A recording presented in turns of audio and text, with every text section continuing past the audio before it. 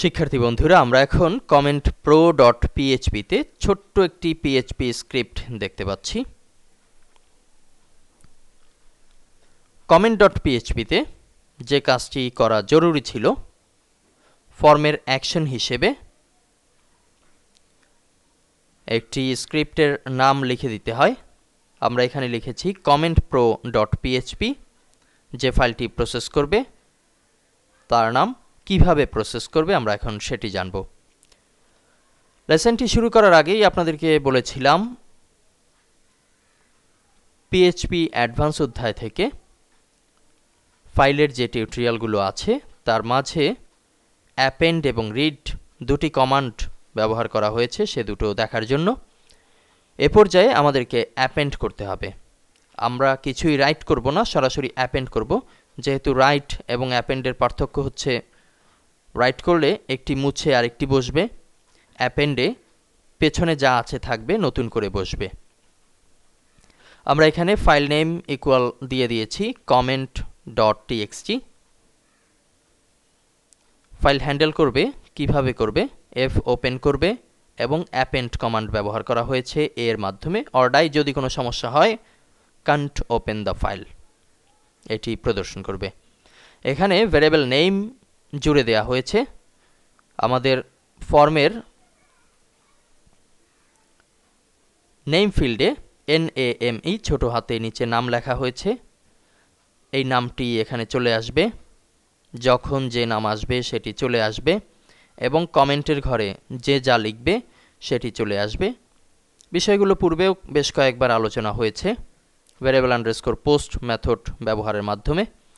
পরবর্তীতে variable data, উপরের দুটি বিষয় এবং আনুষঙ্গিক অন্যান্য বিষয়, অন্যান্য HTML কোড ব্যবহারের মাধ্যমে আমরা একটি পূর্ণাঙ্গ ডাটা তৈরি করতে যাচ্ছি।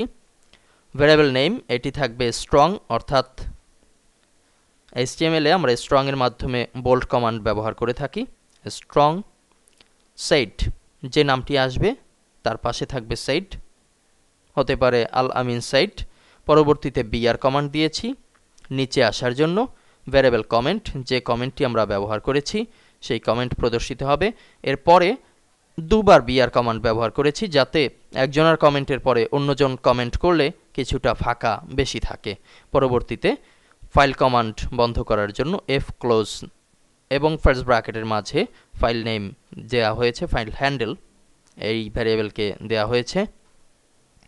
সবশেষে ইকো, যদি সব ঠিক থাকে তাহলে ইয়োর কমেন্ট সাকসেসফুলি আপডেটেড এ ধরনের একটি মেসেজ শো করবে। আমরা এখন ব্রাউজারে ফিরে যাচ্ছি, যেহেতু ফাইলটি সেভ করা হয়েছে। ব্রাউজারে আমরা এখন প্র্যাকটিক্যাল দেখব। এই মুহূর্তে এ পেজে আমরা কোনো কমেন্ট দেখতে পাচ্ছি না। আমরা একটি কমেন্ট করব। ওয়েলকাম জানানো হয়েছে নেক্সট বরিশালের পক্ষ থেকে। আমাদের সার্ভিস সমূহ লেখা হয়েছে tutorial sales, web design, online training, domain hosting ইত্যাদি। আমরা একটি নাম দিয়ে কমেন্ট করব। সাপোজ লিখছি রাব্বি, কমেন্টের ঘরে লিখছি hi admin,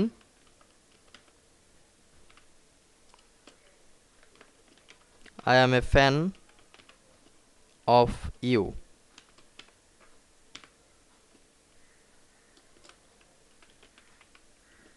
Thanks for the post.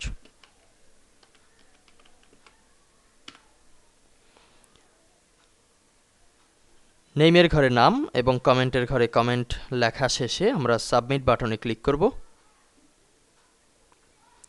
অচিরেই লেখা প্রদর্শন করছে ইয়োর কমেন্ট সাকসেসফুলি আপডেটেড। এখন আমরা যদি ব্যাক বাটনে ক্লিক করি তাহলে আমরা এই মুহূর্তে কোনো আপডেট দেখতে পাচ্ছি না। এর কারণ হচ্ছে আমরা এখনও পূর্বের পেজে আছি, অর্থাৎ যে কমেন্টটি লিখেছিলাম সেই কমেন্টটি কমেন্টের ঘরে প্রদর্শিত অবস্থায় দেখতে পাচ্ছি। এখন আমরা যদি একবার রিলোড বাটনে ক্লিক করি উপর থেকে, তাহলেই আমাদের আপডেট লক্ষ্য করব। See the comments, Rabbi site, hi admin, I am a fan of you, thanks for the post. আবার অন্য কেউ যদি কোনো কমেন্ট করে এই পোস্টের বিপরীতে, সাপোজ নাহিদ, কমেন্টের ঘরে লিখছি শুধুমাত্র গ্রেট পোস্ট।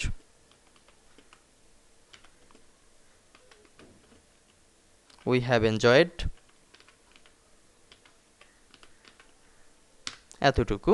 সাবমিট বাটনে ক্লিক করছি। Your comment successfully updated. ব্যাকে ফিরে যাচ্ছি, কিংবা এখান থেকেও যদি আমরা সরাসরি চলে যাই তাহলে আমরা সরাসরি আপডেট দেখতে পাবো। Comment dot PHP, enter press করছি।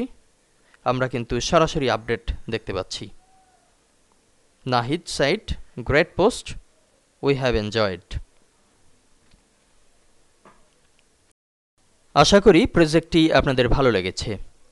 আপনারা যখন স্ট্যাটিক ওয়েবসাইট তৈরি করবেন কিংবা পুরোপুরি ডাইনামিক ফিচার যুক্ত করা হয়নি এমন ওয়েবসাইট, সে সকল ক্ষেত্রে কমেন্ট সিস্টেম ব্যবহার করতে চাইলে আজকের দেখানো পিএইচপি ফাইল কমান্ড ব্যবহারের মাধ্যমে তৈরিকৃত কমেন্ট সিস্টেম খুব সহজেই ব্যবহার করতে পারেন। ধন্যবাদ।